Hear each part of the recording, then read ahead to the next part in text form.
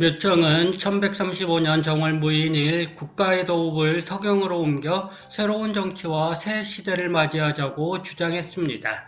이날 거사한 묘청은 개경과 통하는 길을 끊는 동시에 개경 출신의 사람들을 잡아가두고 새로운 배설아치의 명단을 발표했습니다. 곧바로 황제를 칭하고 연호를 세우고 서경으로 천도할 것, 임금의 서경 행차 등을 거사의 명분으로 제시했습니다. 나라 이름을 대위라하고 새로운 정치의 시작임을 알리는 건원을 천계라 하였으며 거병군을 천견충이군, 하늘이 내린 충성스럽고 의로운 군사로 지었습니다. 하지만 거사의 주동자였던 묘청은 서경에서 반란을 일으킨 지 한 달도 채 안 되어 내부의 혼란으로 조강 등에 의해 참수된 뒤 저자의 머리가 내걸렸습니다. 왜 이런 일이 벌어진 것일까요?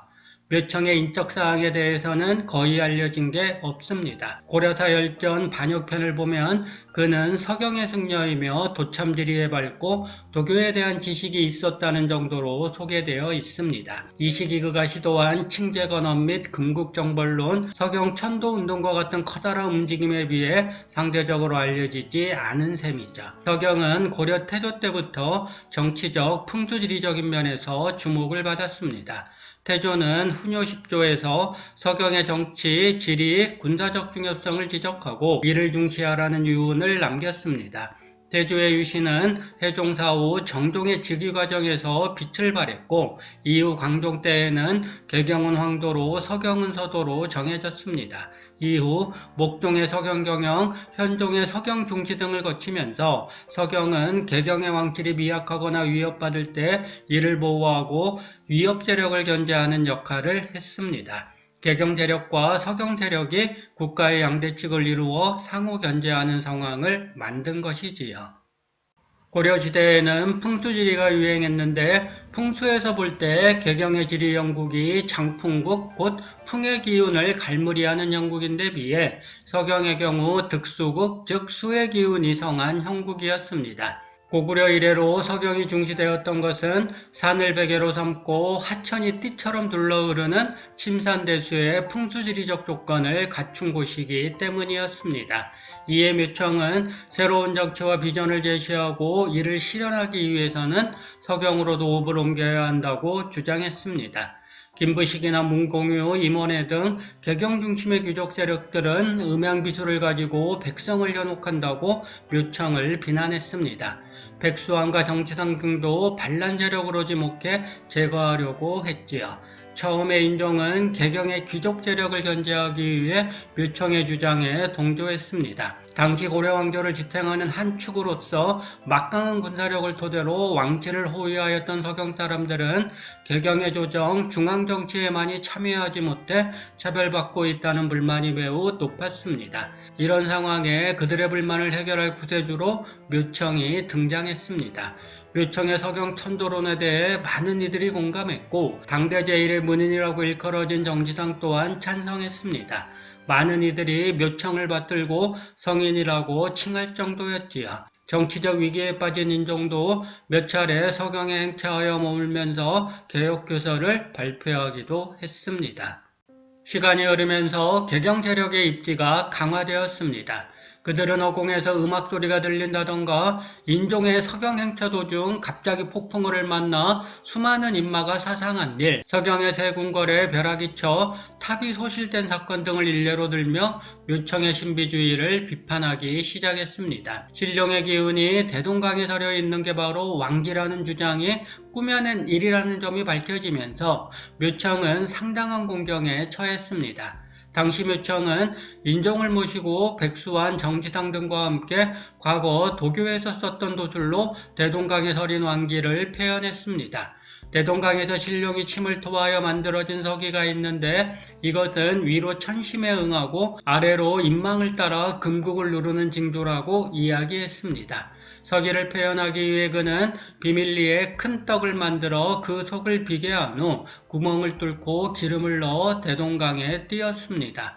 기름이 점점 나와 물 위에 떴고 멀리서 보면 마치 오색 빛깔 같은 안개가 수면 위에 어린 듯 했습니다.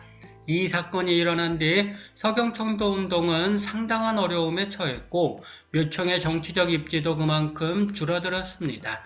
묘청은 이 상황을 받아들이고 천도운동의 완급을 조정했습니다.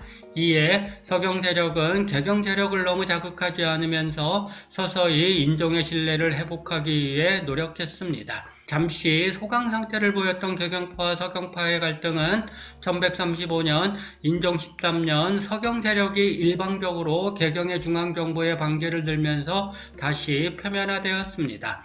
황제를 칭하고 건원할 것을 청하는 서경파의 뜻을 인종이 받아들이지 않으면서 서경파는 반역을 일으켰습니다. 반역이라고 했지만 서경파는 인종을 몰아내고 새로운 임금을 세우려고 하지 않았습니다. 그들은 인종을 중심으로 한 정치개혁과 혁신, 금의 정벌을 통한 자주적, 진취적 기상의 회복을 꾀했습니다. 처음에 인종은 서경파와 화해하려는 뜻을 내비쳤습니다. 서경에서 보낸 상표를 갖고 온 최경에게 술과 음식, 패백을 주고 분사오부 원회랑을 삼아 위로하여 돌려보냈습니다. 하지만 인종의 입장은 양부 대신들과 회의를 거치면서 강경론으로 선회하였습니다. 김부식이 중심이 된 개경파는 서경에서 거사가 일어나자마자 정부군을 구성해 정지상, 김한, 백수환 등을 반란범으로 몰아 참수했습니다. 인종의 윤허를 받지 않은 채로요. 이때 거사를 일으킨 서경파는 개경으로 진격하지 않았습니다. 서경천도의 필요성과 인종의 이열을 천명하는 표를 올린 그들은 다만 인종의 답변을 기다릴 뿐이었습니다. 이 사이 개경에서는 토벌군을 구성하고 개경에 있는 친서경 세력을 숙청했습니다. 개경파는 군대를 움직여 서경파를 압박했습니다. 정부군이 진격해오자 서경성 내부에서 동요가 일었습니다. 군사를 책임지고 있던 조광 등이 묘청과 유참, 유호를 죽이고 그 수급을 개경으로 보내 항복을 청했습니다. 항복이 받아들여지지 않자 조광 등은 1년여간 개경의 정부군과 접전을 벌였습니다. 하지만 이미 명분을 잃은 상태였습니다. 묘청과 그를 중심으로 일어난 서경천도 운동은 고려 인종대의 정치사회에 큰 충격을 주었습니다. 묘청은 풍수지리설과 도교, 불교의 신비한 주술 및 의식을 이용하여 자주적이며 진취적인 기상과 정치개혁을 꿈꾸었지만 이런저런 사유로 결국 실패하고 말았습니다. 후대 역사가들은 묘청을 상반되게 평가하고 있습니다. 한쪽은 요사스러운 말로 임금과 많은 이들을 미혹했다고 평하고 다른 쪽에서는 개경 중심의 권력 구도를 혁파하려 한 개혁 세력으로 평가합니다. 묘청을 중심으로 일어난 서경천도 운동은 당시 고려사회가 안고 있는 여러 모순을 분명하게 드러냈습니다. 개경파의 정치 권력이 집중되고 이에 따라 지방 신진 세력의 정계 진출이 좌절된 점, 금나라의 굴욕적인 사대를 행하여 자주국가로서 위상이 실추된 점, 집권 세력의 토지 수탈 등으로 인한 농민사회의 피폐 등이 그것입니다. 묘청은 이러한 고려사회를 풍수지리를 이용해 개혁하려고 했습니다. 비록 내분으로 그 뜻을 이루지 못했지만 개혁의 명분만은 뚜렷했다고 할 수 있습니다. 묘청의 개혁 실패는 당대 고려사회에 어떤 영향을 주었을까요? 첫째, 고려왕조의 양대축 가운데 하나로 정치군사적 역할을 해왔던 서경 세력의 몰락입니다. 이와 맞물려 개경을 중심으로 한 귀족 세력이 득세했는데 특히 김부식의 경주계가 권력을 장악했습니다. 둘째, 대외관계에서 고려의 위상이 더욱더 실추되었습니다. 셋째, 개경 중심의 문벌규정 문화가 융성하면서 무신들의 불만이 점점 쌓여갔습니다. 무신난의 원인을 제공한 셈이지요. 넷째, 정치적, 경제적, 사회적 개혁의 움직임이 둔화되었습니다. 부익부 빈익빈 현상이 더욱 심해졌습니다. 고려왕조 스스로 체질 개선을 할 수 있는 기회를 놓친 게 가장 아쉬운 결과라고 할 수 있겠습니다. 묘청의 난 후 고려사회는 민심의 이반, 문무의 갈등, 왕위 계승 문제와 관련한 잡음과 왕권의 약화 등 온갖 문제를 떠안게 되었습니다.